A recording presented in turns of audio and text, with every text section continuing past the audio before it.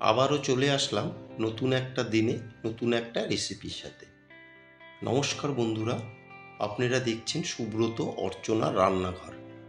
আজ আমাদের রান্নাঘরে হচ্ছে গোবিন্দভোগ চাল দিয়ে নিরামিষ থোর ঘন্ট। এটা নতুন কোনো রেসিপি নয়, বহু পুরনো দিনের একটা রেসিপি, প্রায় সব বাড়িতেই হয়ে থাকে।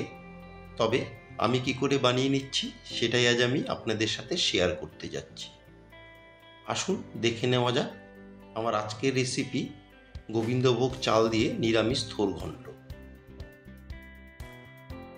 নিরামিষ থোর ঘন্ট বানিয়ে নেওয়ার জন্য এখানে এক ফালি থোরকে আমি একদম এরকম মিহি করে কেটে হলুদ জলে ভিজিয়ে রেখেছিলাম। থোর ঘন্টর জন্য থোরকে কিন্তু একদম এরকম মিহি করেই কেটে নিতে হবে।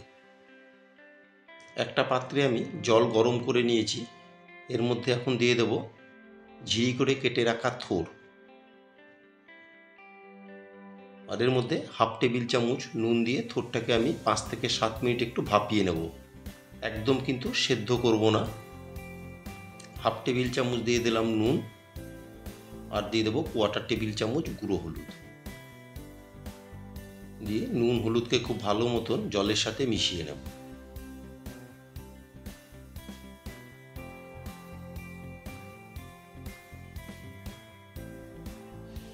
মিনিট 7 আমি থোরগুলোকে ভাপিয়ে নিয়েছি। এখন গ্যাসের ফ্লেম অফ করে জল ঝরিয়ে থোরটাকে আমি ঠান্ডা করে নেব। সেদ্ধ করে নেওয়া থোরকে ঠান্ডা করে এখন একটু হাত দিয়ে আমি ম্যাশ করে নেব।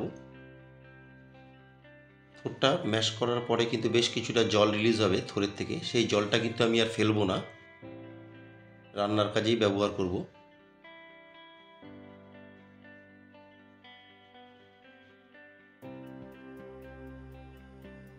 খুব সুন্দর করে থোরটা আমি ম্যাশ করে নিয়েছি, এটা সাইডে রেখে দিচ্ছি, পরে লাগবে।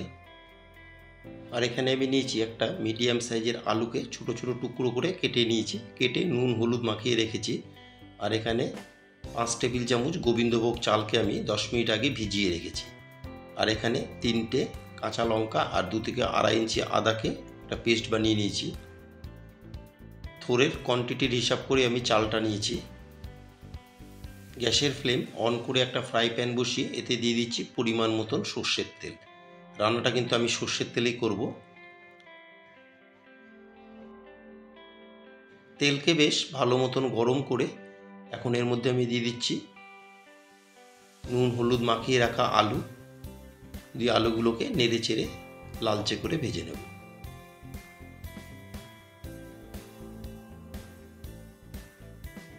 দু থেকে আড়াই মিনিট নেড়ে চেড়ে আলুগুলোকে বেশ লালচে করে ভেজে নিয়েছি। এখন ভেজে নেওয়া আলুগুলোকে তেল ঝরিয়ে আমি একটা প্লেটে তুলে নিচ্ছি। ভেজে নেওয়া আলু তুলে নিয়ে ওই তেলে আমি দিয়ে দিলাম বড় টেবিল চামচের 1 টেবিল চামচ ঘি। দিয়ে ঘিকে একটু আমি নেড়ে চেড়ে মেল্ট করে নেব তেলের সাথে। নেড়ে চেড়ে ঘিকে বেশ মেল্ট করে নিলাম। এখন এর মধ্যে ফোড়নে দিয়ে দিচ্ছি কিছুটা গোটা গরম মশলা। দারচিনি দিয়ে দিলাম 2 থেকে আড়াই ইঞ্চি, 4-5টা দিয়ে দিলাম লবঙ্গ, আর 3টে ছোটো এলাচ, আর একটা শুকনো লঙ্কাকে মাঝখান থেকে ফেরে দিয়ে দিলাম, একটা তেজপাতাকেও মাঝখান থেকে ফেরে দিয়ে দিলাম, আর হাফ টেবিল চামচ দিয়ে দিচ্ছি গোটা জিরে। দিয়ে ফোড়নকে 12 থেকে 15 সেকেন্ড নেড়ে চেড়ে তেল আর ঘিয়ের সাথে একটু ফ্রাই করে নেব, যতক্ষণ না পর্যন্ত ফোড়ন থেকে একটা সুন্দর গন্ধ আসছে। ফোড়ন আমার রেডি হয়ে গেছে, ফোড়ন থেকে খুব সুন্দর একটা গন্ধ আসছে। ঠিক এই সময় আমি গ্যাসের ফ্লেমটা একদম লো করে এর মধ্যে আমি দিয়ে দিলাম বড় টেবিল চামচের 1 টেবিল চামচ আদা আর কাঁচা লঙ্কা বাটা। দিয়ে ভালো মতো নেড়ে চেড়ে আদা আর কাঁচা লঙ্কা বাটাকে একটু কষিয়ে নেব। 1 থেকে 1.5 মিনিট আদা আর কাঁচা লঙ্কা বাটাকে কষিয়ে নিলাম, কাঁচা গন্ধটা চলে গেছে। এখন দিয়ে দিচ্ছি ভিজিয়ে রাখা গোবিন্দভোগ চাল। দিয়ে চালকে ভালো মতন আমি মিশিয়ে নেব। গ্যাসের ফ্লেম লোতে রেখেই কিন্তু চালকে কষিয়ে নেব। আর আমার নতুন বন্ধুদের কাছে রিকোয়েস্ট, যারা আমার চ্যানেলটি এখনও সাবস্ক্রাইব করেননি তারা অবশ্যই সাবস্ক্রাইব করে আমার পাশে থাকবেন, আর পাশে থাকা বেল আইকনটি প্রেস করে রাখবেন। যখনই আমি নতুন কোনো ভিডিও আপলোড করব সবার আগে নোটিফিকেশান আপনাদের কাছে পৌঁছে যাবে। মিনিট 2 চালকে ভালো মতন কষিয়ে নিয়ে এখন দিয়ে দিলাম সিদ্ধ করে চটকিয়ে রাখা থোর, দিয়ে থোরকেও খুব ভালো মতন আমি মিশিয়ে নেব। এখন কোনো রকমের নুন, মিষ্টি বা মশলা আমি এতে দিচ্ছি না। কিছুক্ষণ আমি থোরকে কষিয়ে নিয়ে তারপরে নুন মিষ্টিটা দিয়ে দেবো। একটা কভার দিয়ে আমি 5 থেকে 7 মিনিট থোরকে একটু কষিয়ে নেব। মিনিট 5 কভার দিয়ে রান্না করে নিলাম। এখন কভার তুলে একবার ভালো মতন মিশিয়ে নেব। দেখুন থোর থেকে কিন্তু বেশ অনেকটাই জল রিলিজ হয়েছে।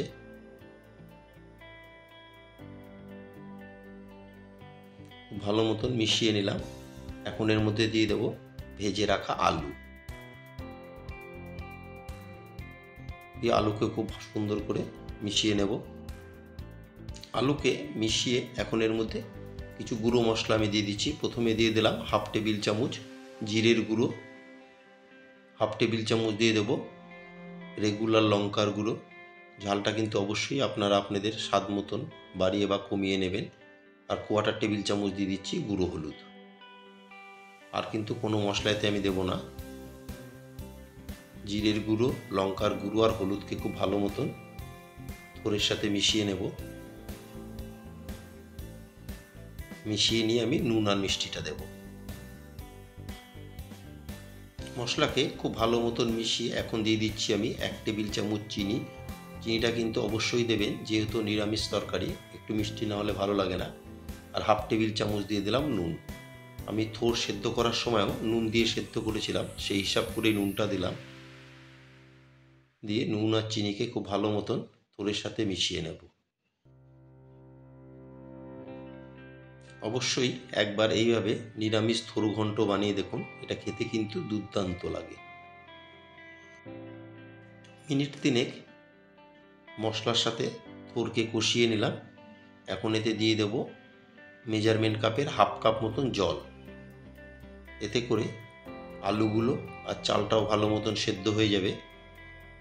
জল দিয়ে খুব ভালো মতন জলের সাথে মিশিয়ে নেব। একটা কভার দিয়ে আমি মিনিট 5 রান্না করে নেব।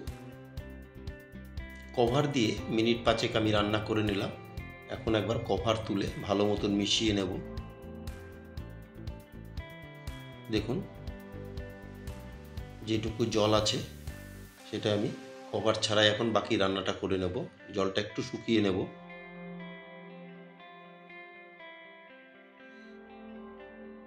আলুটাও একবার আমি চেক করে নিলাম। দেখুন আলুটা কিন্তু খুব সুন্দর সেদ্ধ হয়ে গেছে, চালটাও সেদ্ধ হয়ে গেছে।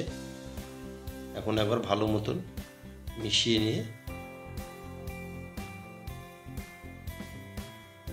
উপর থেকে দিয়ে দেবো 1/2 টেবিল চামচ গরম মশলার গুঁড়ো। দিয়ে গরম মশলার গুঁড়োকে খুব ভালো মতন মিশিয়ে আরও মিনিট খানেক আমি রান্না করে নিলেই কিন্তু হয়ে যাবে নিরামিষ থোর ঘন্ট। আমার আজকের রেসিপি নিরামিষ থোর ঘন্ট আপনাদের কেমন লাগলো অবশ্যই একটা কমেন্টের মাধ্যমে জানাবেন। যদি কোনো অংশে ভালো লেগে থাকে একটা লাইক, শেয়ার আর ছোট্ট করে একটা কমেন্ট করতে কিন্তু ভুলবেন না। গরম মশলার গুঁড়ো দিয়ে আরও 1 থেকে 1.5 মিনিট আমি রান্না করে নিলাম। গ্যাসের ফ্লেম অফ করে একটা সার্ভিং প্লেটে তুলে নিয়েছি। আশা করি আমার আজকের রেসিপি নিরামিষ থোর ঘন্ট আপনাদের ভালোই লেগেছে। সবাই সুস্থ থাকবেন, ভালো থাকবেন। আবার দেখা হবে পরবর্তী একটা রেসিপির সাথে।